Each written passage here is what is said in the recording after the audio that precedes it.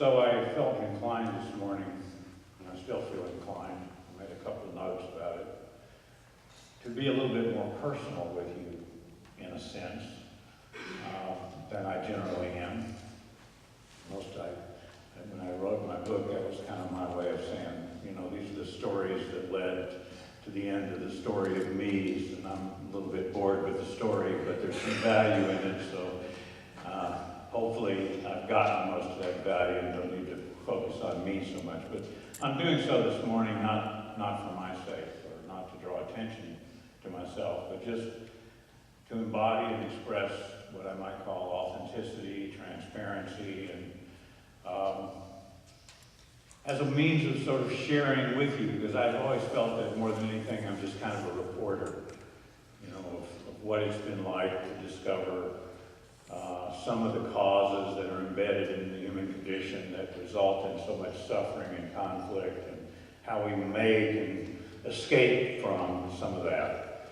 That's been a driving force my entire life. So when I look back at when I first began to get phone calls about New Thought Unity Center, I don't remember anything except, well, the first thing, there's actually several things. The first thing I thought was, when I heard, you know, the extent and degree of, I know this doesn't sound like real happy news, but let's look the truth in the face, how about it? You know, of the decline. There had been obviously some conflict that had lasted a long time, and there had been contraction in terms of attendance and cash flow, et cetera, et cetera. I can't say that when I first began talking to people about it, they started calling me, that I just jumped up and went, well, that should be fun.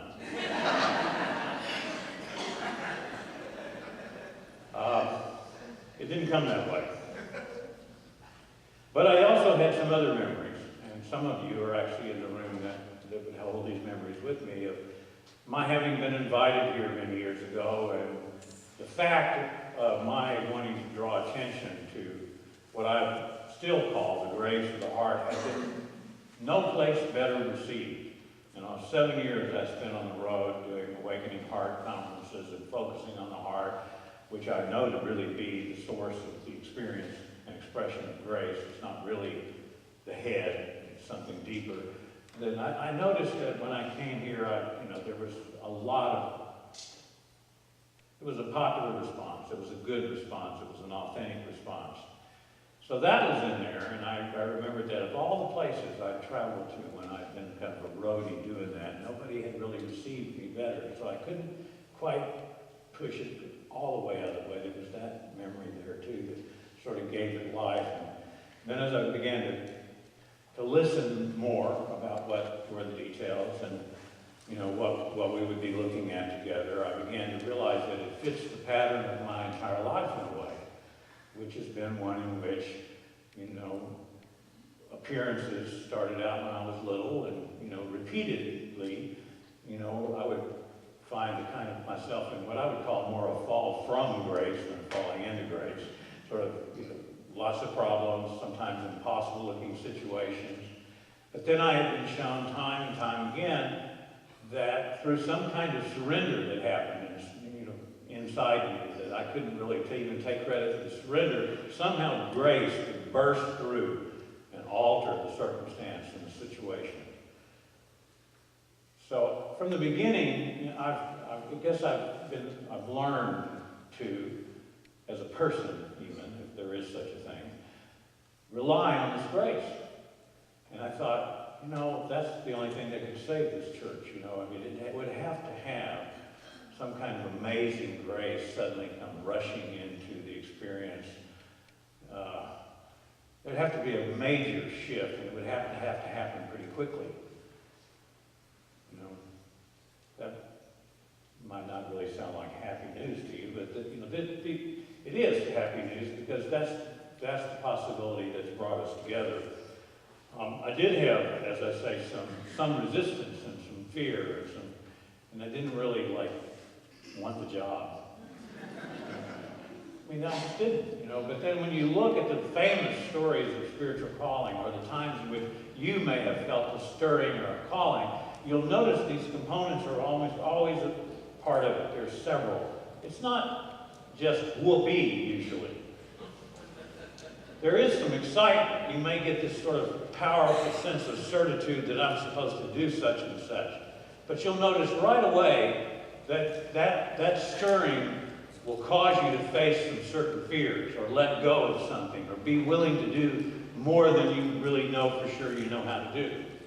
Else it wouldn't be much of a spiritual calling, you see.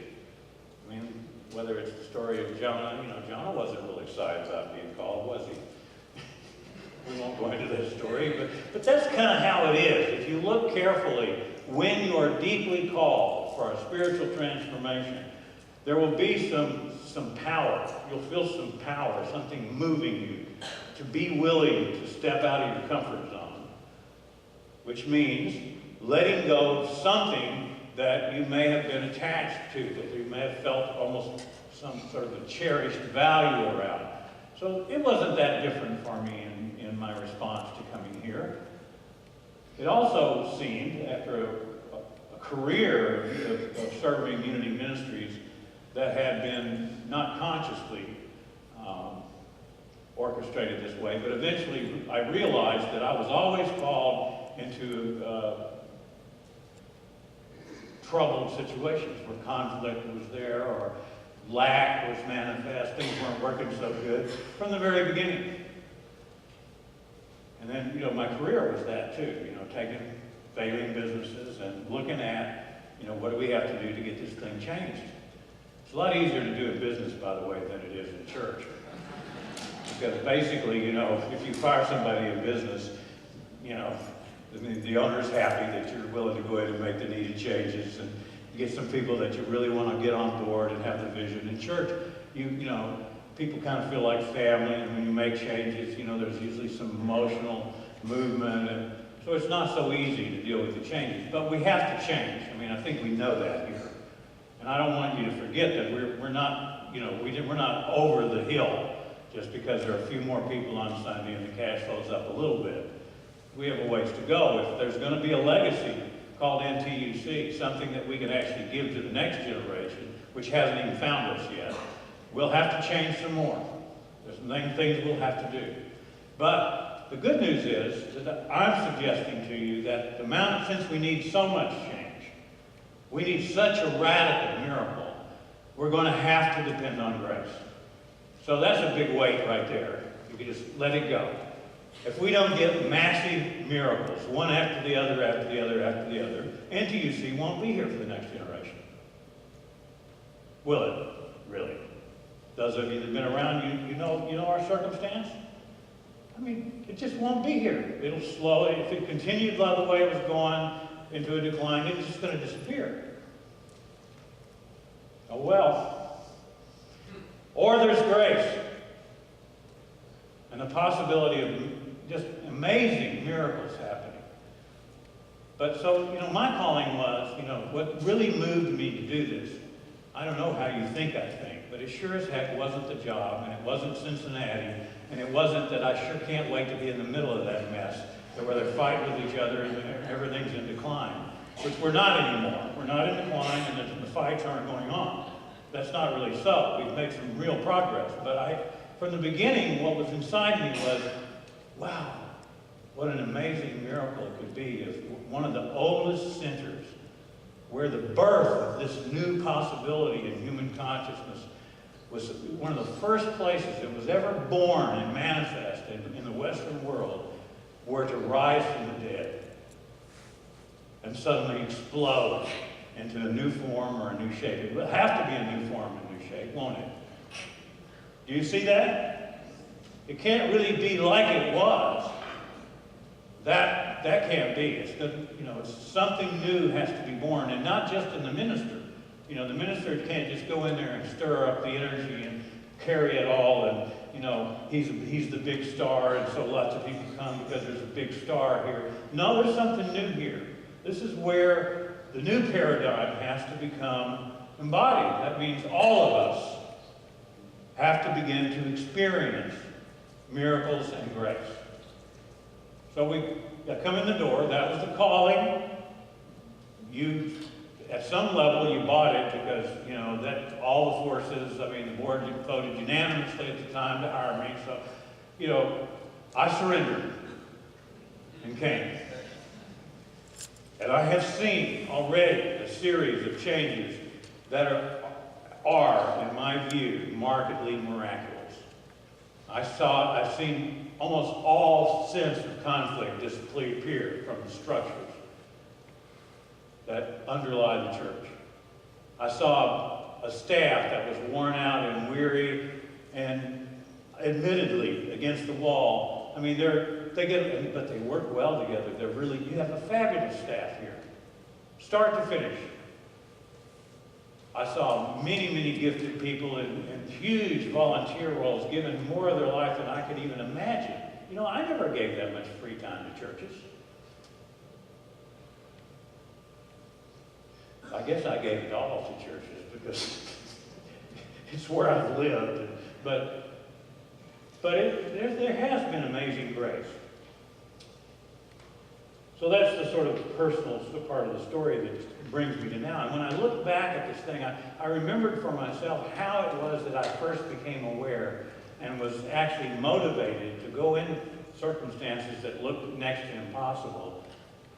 Was that when I was a child, my life looked impossible. It was, too. It was real trouble. But I began to read these books. One of them I had a nickname for it, Marco Polo. And I said, you know, this guy was like, in a sense, he was a little crazy. You know, was pushing the edges of everything known.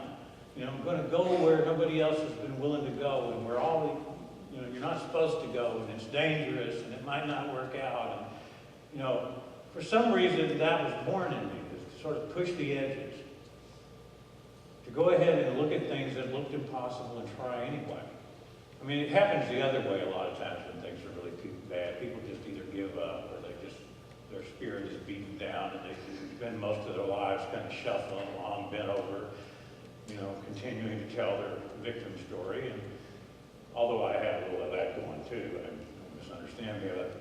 The main pattern was I would keep trying and keep facing whatever and see what can we do. So here at NPUC, the idea is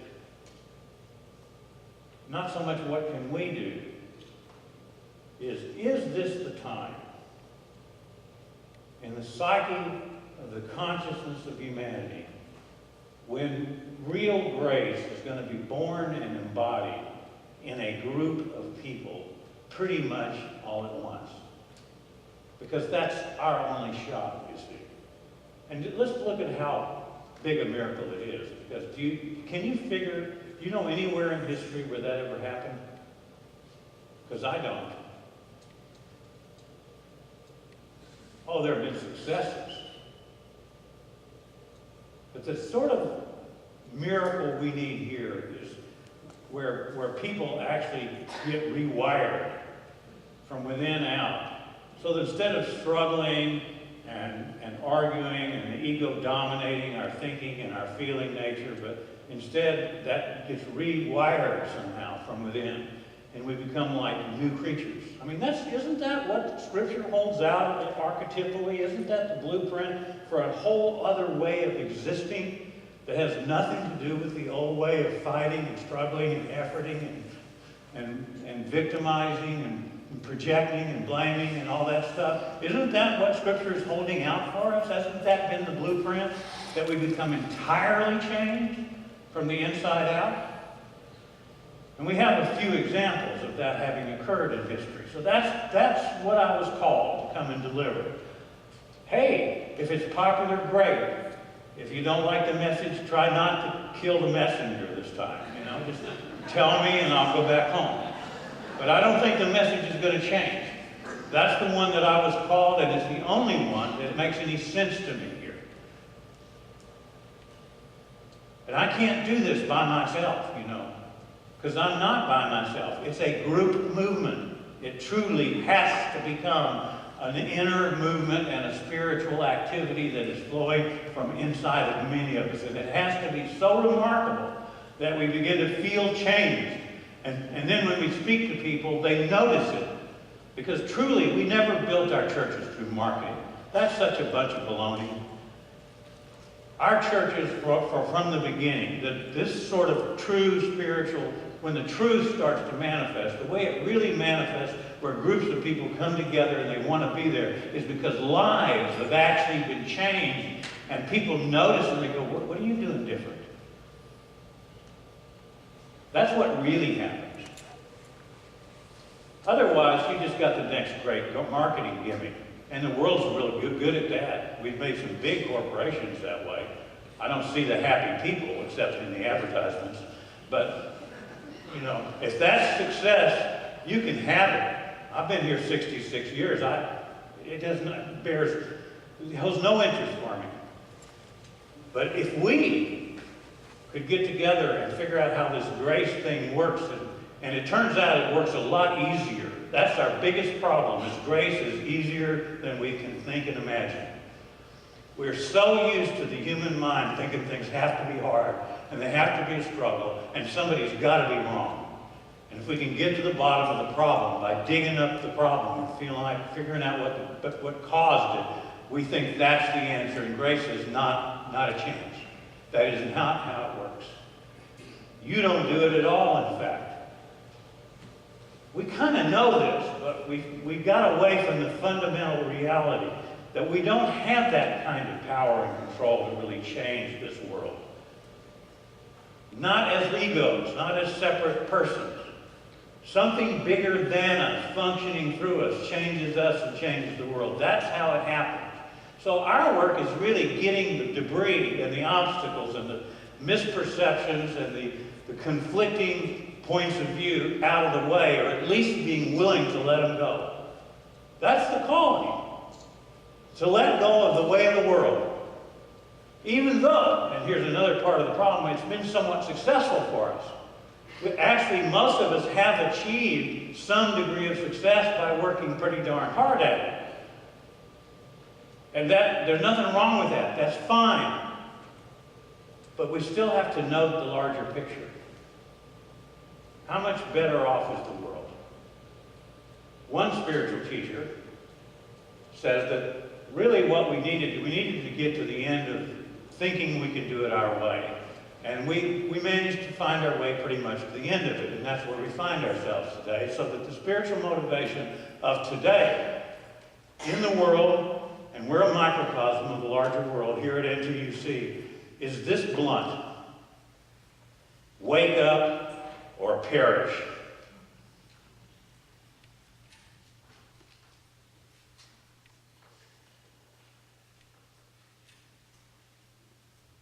And anything less than that is denial. You're not really looking if you don't see that that's the truth. Our species on this planet has to wake up. The perish part is not so bad because who dies wasn't really all that real to start with. It was the false self going down in all its glory. So that which we eternally are isn't going to be lost. But from the ego's point of view, we have to really get to the end of its rope, don't we? Don't you know that's when all the really powerful shifts happened anyway for you? When you got to the place where you just couldn't keep doing it the way you were doing it. You had to let go of some way of perceiving or thinking, and then by some sort of grace, new possibilities emerged into awareness. That's all we're up to. It's that simple. It's actually so much easier than the human mind can conceive of, because grace really isn't of the mind. It comes from a place deeper than thought. So as we continue over the 7 weeks, I love this idea that it's the fall program. We call it a fall program. And what's our book called? Falling into Grace. Well, the timing looks good. So you can see that it's all about a letting go of old ways of perceiving. It's becoming freshly open again. More open. Not open like you already learned to do, because that hasn't been good enough. More open to possibilities you haven't yet imagined and that you cannot yet imagine. That's the way it's coming in me. That's why I'm standing here. I'm facing that something has to happen that's beyond my imaginings. It has to. And with all whole lifetime of management consulting skills and a fairly long career at having churches get better while I led them, this would still look like it was a real tough nut. So we're going to have to jump all the way into saying, and I'm here to remind you, we're here to embody grace. We don't have to really work hard, but we have to get really, really, really, really open again. We're not going to do this the old New Thought way.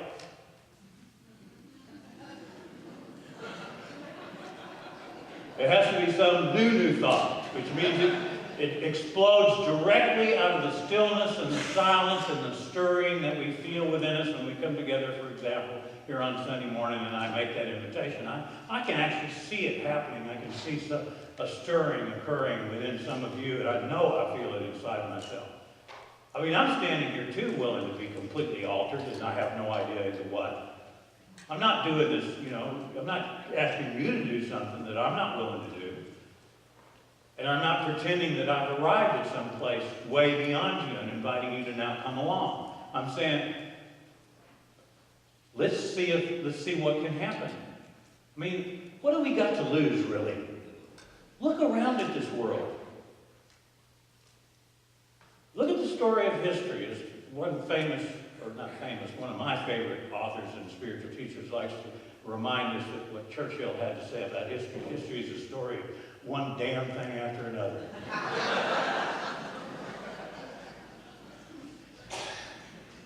Are we ready for it to really, really, really change? Are we willing to risk that it's not all going to be the way we thought it was? It might be different than we imagined?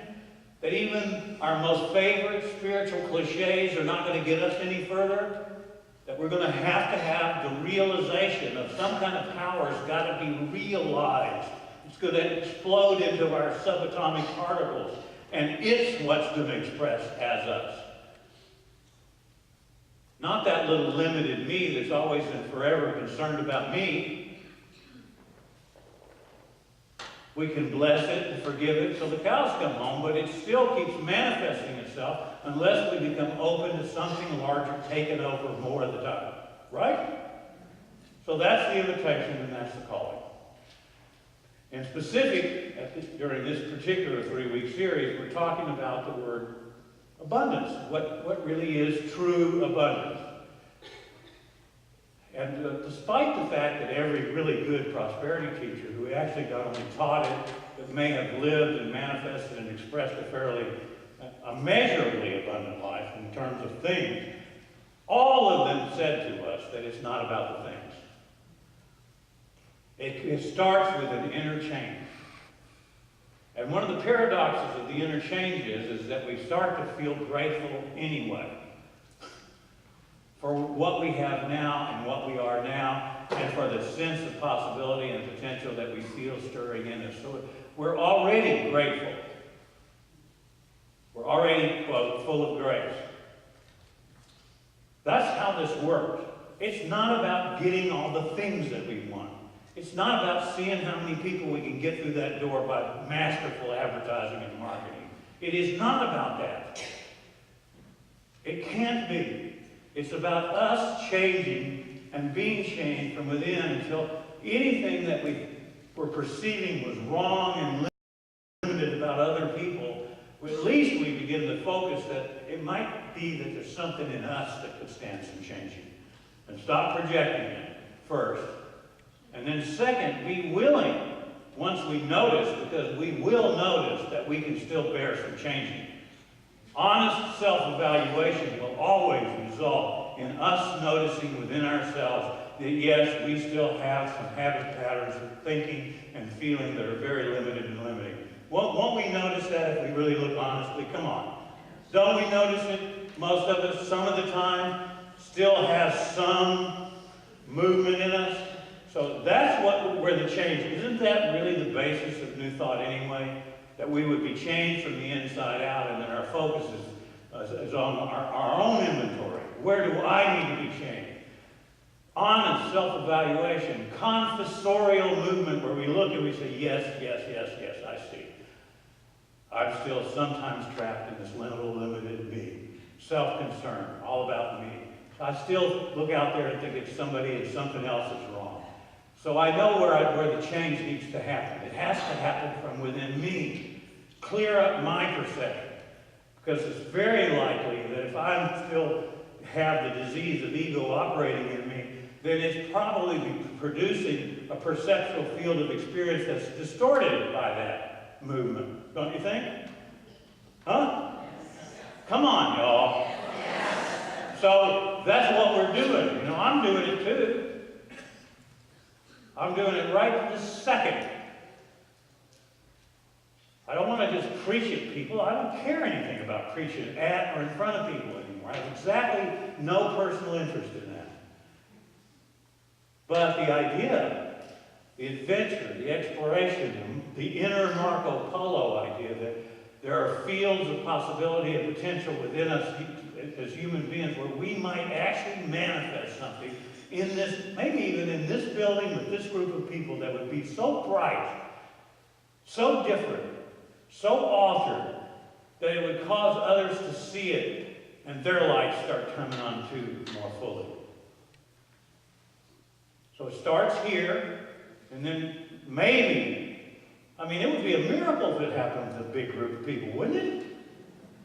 Grace became manifest into experience and expression. And so far, we have evidence that it's happening in every area of this church. Where the lack of conflict that was apparent, that seemed to be ruling everything, just disappeared. 95% is gone. Well, you know, it's not going to go away 100% as long as we still have some humanity in us. So, but, you know, there has been a shift. And in cash flow is up some, and attendance is up some. But whether we measure all that or not, I just say, you know, what we're really looking for is, am I willing to be changed that much more? And you have to say that too. It's not my church. If at best it's our church, which I'm now sharing with you. So that's the change we want.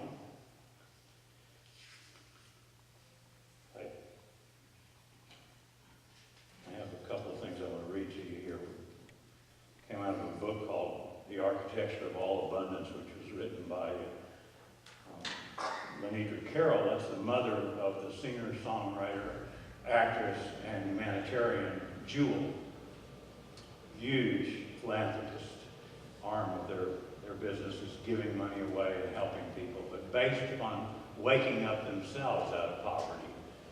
And at one point she talks about the writing of the book. At its basis, this book derives from my realization that I've lived a life in which I have remembered to a greater and greater degree that there is a force within us that has the potential to move mountains. This is what I've been dedicated to, remembering. Remembering who we are in our essence and discovering that essence to be profoundly powerful and grace-filled. But then in the middle of the book, there's this little thing that she's written that I underlined years ago, and I just thought I'd share with you this morning. And by the way, you know, I got your little messages about not talking so long.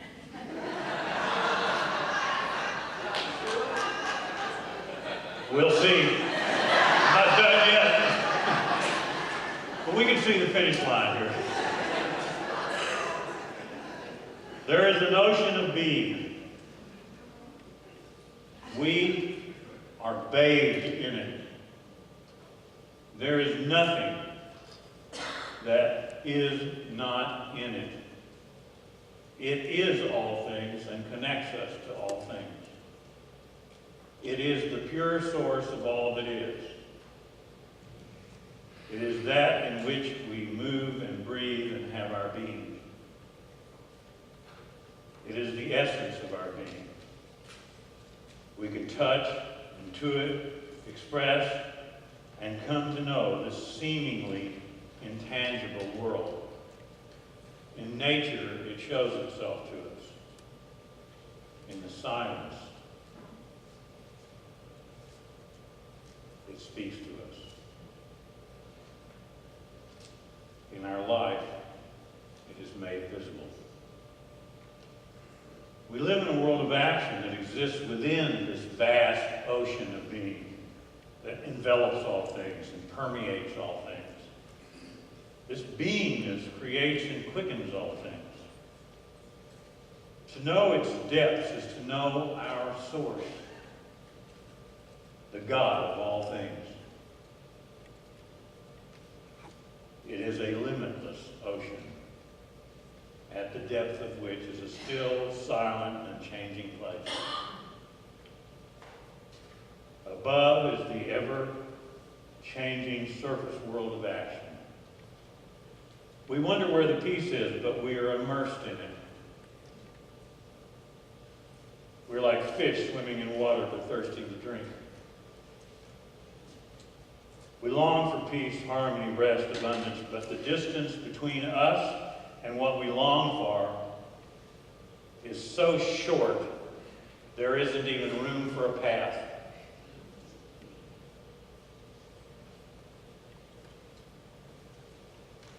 We feel separate from our being, but we are not. We cannot be. It is not possible. Separation exists in perception only. As we correct our perceptions, or I might say as they're corrected within us by grace, having been invited into our awareness, and as we journey in silence to visit the depths of our being, we come to know our core. From this place, we can have revealed in our hearts the purpose and destiny of humans. In the stillness, we come to know that we are each capable of being the love, being the abundance, being